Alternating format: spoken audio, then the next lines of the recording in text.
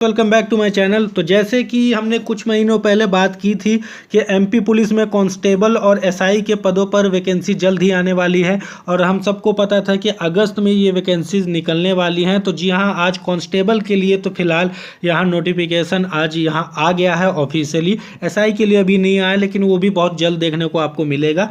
तो फिलहाल आज बात करते हैं हम लोग यहाँ एमपी कांस्टेबल के नोटिफिकेशन के बारे में, जो कि आज आउट हुआ है। इसके बारे में कंप्लीट इन्फॉर्मेशन देखते हैं, कितनी वैकेंसी आई है, कब से कब तक आप आवेदन कर सकते हैं और क्या क्या इसका क्राइटेरिया है। ठीक है, तो चलिए अब देखते हैं ये जो नोटिफिकेशन आया है एमपी ईएसबी की तरफ से, जो कि अब कर्मचारी चयन मंडल हो गया इसका नाम बदल के, पुलिस मुख्यालय की तरफ से। तो यहाँ जो एमपी कांस्टेबल की वैकेंसी आई है, इसमें आप लोग ऑनलाइन अप्लीकेशन कर सकते हैं, जो कि इसकी डेट दी गई है 26 जून से, यानी कि अगले 2-3 दिन बाद आप इसको अप्लाई करना इसको स्टार्ट कर सकते हैं। 10 जुलाई तक इसकी डेट है, जो कि लास्ट डेट है जहां तक आप अप्लाई कर सकते हैं। साथ में आप अगर एप्लीकेशन में कोई दिक्कत हो जाती है, कोई गलत इन्फॉर्मेशन अगर डल जाती है, तो वो 15 जुलाई तक आप उसको इसमें संशोधन भी कर सकते हैं। परीक्षा दिनांक की बात करें तो परीक्षा आपकी 12 अगस्त से स्टार्ट हो जाएगी और आपको पता है कि लगभग इसमें एक तो लगभग काफ़ी समय बाद वैकेंसी आ रही है, 2-3 साल बाद ये जो वैकेंसी देखने को मिल रही है, अप्रॉक्स 2 साल बाद देखने को मिल रही है। तो और जिस टाइप से आजकल अनएम्प्लॉयमेंट है, आप सोच सकते हैं कि 10 से 15 लाख के करीब करीब तो यहाँ एप्लीकेशन जाएगा ही जाएगा। ठीक है, तो 12 अगस्त से इसका एग्ज़ाम है, तो तैयारी काफ़ी अच्छी यहाँ करनी पड़ेगी। बात करें अगर यहाँ हम इसके जो एप्लीकेशन फ़ीस है, तो एप्लीकेशन फ़ीस जो जनरल कैटेगरी के लिए है वो 500 रुपये है, जनरल कैटेगरी। और साथ में अगर वहीं हम SC ST OBC और साथ में EWS, क्योंकि EWS के लिए भी अब फीस यहाँ कम हो गई है, जो कि एक पेपर में ही हमने पढ़ा था एक समय, जो कि केवल मध्य प्रदेश के मूल निवासियों के लिए है, वो 250 रुपये की यहाँ फीस आप लोगों की लगेगी। परीक्षा जो है 2 पालियों में होगी और वो हर बार ही ऐसा होता है लगभग। तो जो 12 अगस्त से यहाँ एग्ज़ाम है, तो पहली पारी होगी 7:30 बजे आपका रिपोर्टिंग टाइम होगा। एग्ज़ाम आपका स्टार्ट होगा 9:30 से 11:30 तक। ठीक है, 2 घंटे का आपका एग्ज़ाम होने वाला है। दूसरी पारी जो है वो 12:30 बजे से स्टार्ट होगी। इसका एग्ज़ाम होगा 2:30 बजे से 4:30 बजे तक, 2 घंटे का एग्ज़ाम होता है यहाँ पर। ओके, तो अब बात करें इसमें क्या क्या चीज़ें इंपॉर्टेंट है। तो देखिए, जो भी एस्पिरेंट होंगे, अभ्यर्थी होंगे, उनका आधार पंजीयन अनिवार्य है। आपका आधार यहाँ पंजीयन होना चाहिए। साथ में आपका मूल फोटो युक्त पहचान पत्र ID होनी चाहिए, या वोटर ID हो, या पैन कार्ड हो, या आधार कार्ड हो। ठीक है, तो ये आपके पास यहाँ पर होना चाहिए। उसमें अब आगे हम यहाँ पर बात करें इसके बारे में कुछ कि इसकी वैकेंसी कितनी है और साथ साथ इसमें जो आपका एज क्राइटेरिया वो क्या है। तो सबसे पहले वैकेंसी के बारे में देख लेते हैं। तो वैकेंसी हम देखते हैं, अगर GD जो मेन जनरल ड्यूटी की यहाँ वैकेंसीज होती हैं, तो ओवरऑल आपकी यहाँ ये 7090 वैकेंसीज यहाँ आई हुई है। आपका यहाँ आप कैटेगरी वाइज देख सकते हैं कि UR की कितनी वैकेंसी है। UR की 1040 वैकेंसी है ओपन वाली, और उतनी ही है OBC की भी 616 SC, 771 ST, EWS 384। Total open वालों की 3851 पोस्ट है, जिसमें कोई भी अप्लाई कर सकता है। इसका मतलब ये है ओपन का मतलब।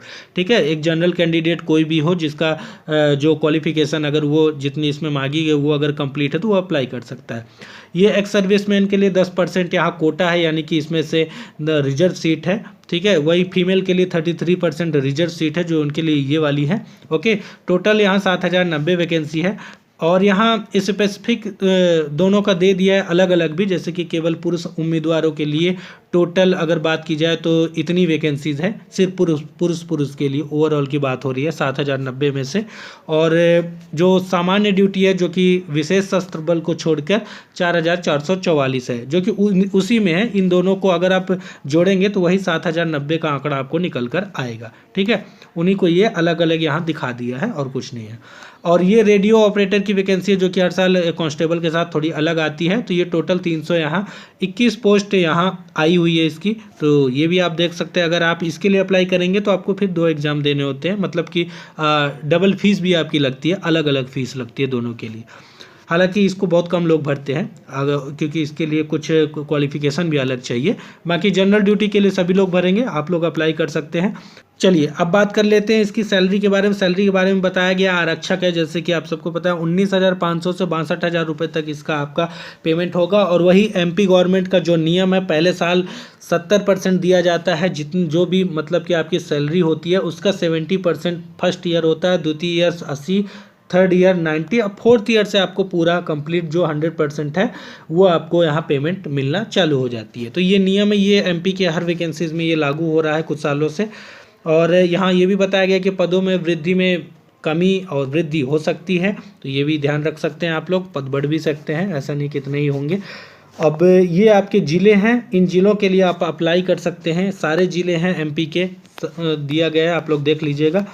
और अब हम बात कर लेते हैं इसके क्वालिफ़िकेशन के बारे में, ठीक है। तो क्वालिफ़िकेशन आप लोग देखिए, यहाँ आरक्षक जनरल ड्यूटी के लिए आपकी जो क्वालिफ़िकेशन है, यहाँ 12वीं पास मांगा गया। अगर आप 12वीं पास हैं तो आप इसके लिए अप्लाई कर सकते हैं। और अगर आप एसटी कैटेगरी से हैं तो आप 8वीं कक्षा भी पास हैं तो आप इसके लिए अप्लाई कर सकते हैं, ठीक है।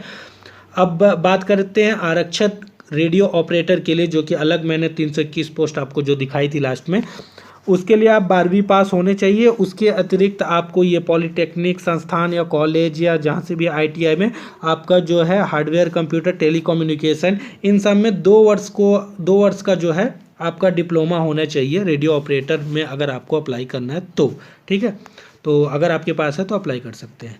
अब बात करते हैं एज लिमिट की। तो एज लिमिट जो है, सबसे बड़ी खुशखबरी यही है कि क्योंकि कोविड के वजह से 2-3 साल से जो वैकेंसीज नहीं आ पाई थी एमपी पुलिस की इस समय, तो उसके लिए एमपी गवर्नमेंट ने यहाँ पर आपके लिए एज लिमिट में 3 साल की छूट दी है, जो कि 10 जुलाई तक आप कंप्लीट करना पड़ेगा आपको यहाँ, जो कि पुरुष उम्मीदवारों के लिए है मध्य प्रदेश में, जो कि पहले 33 साल एज लिमिट होती थी, 18 से 33, वो बढ़ाकर 3 साल एक्सटेंड की गई है कोविड के कारण, यहाँ लिखा भी हुआ है, जो कि अब 36, यानी अगर आप जनरल कैटेगरी के मेल हैं तो आप 36 साल के भी अगर आप हैं, 36 साल कंप्लीट नहीं किया आपने, 36 साल से पहले तक अगर आप हैं तो आप इसको अप्लाई कर सकते हैं, ठीक है। ईडब्ल्यूएस के लिए भी सेम है।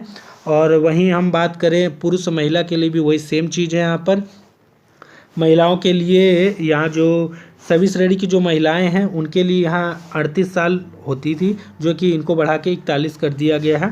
साथ में SC ST OBC के लिए वही 3 साल 5 साल का जो क्राइटेरिया होता है वो यहाँ फॉलो किया गया है। आप सब देख सकते हैं, आप जिस भी कैटेगरी से हैं, हालांकि इस कैटेगरी में तो लगभग सभी लोग आ जाते हैं और आराम से ये अप्लाई कर पाएंगे। तो इस बार अप्लाई करने के लिए ऐसा कोई टेंशन नहीं है, आप लोग आराम से कर सकते हैं। अब बात कर लेते हैं इसके एग्ज़ाम पैटर्न के बारे में, एजुकेशनल क्वालिफिकेशन क्या है। पहला चरण सबको पता है कि एग्ज़ाम होगा। दूसरा चरण में आपका यहाँ शारीरिक परीक्षा यानी कि जो फिजिकल टेस्ट होता है वो होगा। तो जो पहला चरण है उसमें अगर मैं आपको लोगों को बताऊं तो यहाँ आपके 100 प्रश्न आएंगे, जो कि MCQ होंगे यानी कि ऑप्शन बेस्ड होंगे, ठीक है। सेकेंड में आपका शारीरिक दक्षता परीक्षण, वही फिजिकल होने वाला है। तो जो पहला चरण जिसमें एग्ज़ाम होगा आपका, तो उसमें 2 घंटे का आपका एग्ज़ाम होगा, 100 प्रश्न आएंगे और हर क्वेश्चन के लिए यहाँ 1 नंबर का यहाँ होने वाला है। नेगेटिव मार्किंग यहाँ नहीं रहेगी, जो क्योंकि एमपी का एग्ज़ाम स्टेट वाइज यहाँ नहीं रहती है नेगेटिव मार्किंग, आप तुक्का भी लगा सकते हैं अगर आपको कभी कभी अगर कुछ समझ में नहीं आ रहा है तो। और वहीं अगर बात करें तो 40 नंबर का आपका आएगा यहाँ जनरल नॉलेज, साथ में तार्किक ज्ञान। 30 नंबर में आपका बौद्धिक क्षमता, मानसिक अभिरुचि। अब ये मैं समझा देता हूँ आपको, ये आप मानिए इस 40, 30, 70 इन दोनों में आपका मैथ और रीजनिंग आने वाला है, सीधा सीधा अगर मतलब बात करें। और इसी में आपका जीके भी यहाँ कंक्लूड हो जाएगा, यानी आपका यहाँ जीके, मैथ और रीजनिंग, ये 3 सब्जेक्ट आपके इन 70 नंबर में आने वाले हैं। और इसमें मैथ का वेटेज ज़्यादा रहेगा, क्योंकि अगर आप लोगों को पता हो तो अभी पटवारी का जो एग्ज़ाम हुआ था उसमें मैथ भर भर के दिया था। और यहाँ भी ऐसा कोई यहाँ सेक्शनल नहीं बोला गया कि हम 40 का ही इतना पूछेंगे या 30 का ही, ये मिक्सअप है। मैथ यहाँ 30 भी दे सकता है, 35 भी दे सकता है, ऐसा कोई कंफर्मेशन नहीं। इसलिए इस बार गलती मत करिएगा पटवारी एग्ज़ाम की तरह, मैथ यहाँ ज़्यादा से ज़्यादा देखने को मिलेगा। यहाँ भी सरल अंक गणित लिखा है, लेकिन ये आएगा इन्हीं में ही ज़्यादातर। और यहाँ विज्ञान एवं सरल अंक गणित को ऐसे लिखा है कि 30 नंबर में आएंगे, लेकिन ऐसा होता नहीं है। ये ओवरऑल आप 100 नंबर का मानिए, और 100 नंबर में आपका आप सिर्फ सब्जेक्ट देखिए कि कौन कौन आने वाले हैं, आप पढ़िए। आप वेटेज पर मत जाइए कि इतने का ही पूछेगा कि नहीं। तो ये सब्जेक्ट में मैथ आएगा, रीजनिंग आएगा, साथ में आपका यहाँ MPGK आएगा, ओके, और साइंस आएगा, ठीक है। तो ये 4 सब्जेक्ट आप लोग को यहाँ देखने को मिलने वाले हैं, तो ये आप लोग को यहाँ पढ़ना पड़ेगा। अच्छा, जब आप पास हो जाएंगे एग्ज़ाम में उसके बाद आपको यहाँ फिजिकल टेस्ट होगा। फिजिकल टेस्ट में क्या है, आपका जनरल कैटेगरी के लिए और ओबीसी के लिए देख लेते हैं। पुरुषों के लिए 168 सेंटीमीटर की आपकी हाइट होनी चाहिए। आपका जो सीना है पुरुषों के लिए केवल है ये बिना फुलाए 79 सेंटीमीटर और फुलाकर 84 सेंटीमीटर आपका होना चाहिए। ठीक है, ये मेल के लिए है, वो भी जनरल ओबीसी। बाकी कैटेगरी के लिए यहाँ पर दिया हुआ है, थोड़ा थोड़ा सा रिलैक्सेशन मिल जाता है। ओके, चलिए तो अब देख लेते हैं इसमें जो फिजिकल टेस्ट होने वाला है उसमें आगे क्या प्रक्रिया है। तो यहाँ पुरुषों के लिए गोला फेंक भी होगा। गोले का वजन 7.26 किलोग्राम होने वाला है। महिलाओं के लिए 4 किलोग्राम होने वाला है। तो आपको यहाँ गोला फेंक करना होगा। साथ में 800 मीटर की आपकी यहाँ दौड़ होगी। लंबी कूद भी होने वाली है आपकी, जिसमें आपको 3 चांस मिलेंगे। ठीक है, तो ये आपको यहाँ करना पड़ेगा। गोला फेंक में भी 3 चांस मिलेंगे।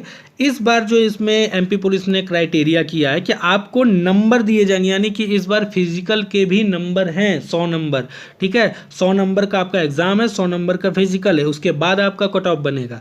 तो यहाँ पूरा डिटेल वाइज दिया है कि कितने सेकेंड कितने मीटर आप फेंकते हैं, गोला हो चाहे दौड़ हो चाहे लंबी कूद हो, तो आपको कितने कितने नंबर मिल सकते हैं। ये पूरा क्राइटेरिया है। तो हम अगर नीचे से यहाँ देखते हैं इसको, ठीक है, कि आपको अगर आप दौड़ की बात है और इतने से इतने में अगर आप गोला फेंकते हैं, इतने में लंबी कूद करते हैं, तो इतने 21 नंबर मिलेंगे, 20 नंबर मिलेंगे। ये पूरा क्राइटेरिया ऐसे जाता रहेगा। ये देखिए नीचे तक जाते रहेगा।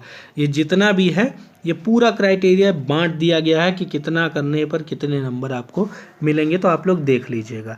हालांकि आपको कोशिश यही करनी है कि जितना बेहतर से बेहतर आप कर सकते हैं। ये महिलाओं के लिए भी सेम क्राइटेरिया आप लोग देख सकते हैं। नोटिफिकेशन डिस्क्रिप्शन में है, वहाँ से डाउनलोड करके भी आप डिटेल में भी पढ़ सकते हैं अगर आप पढ़ना चाहते हैं तो।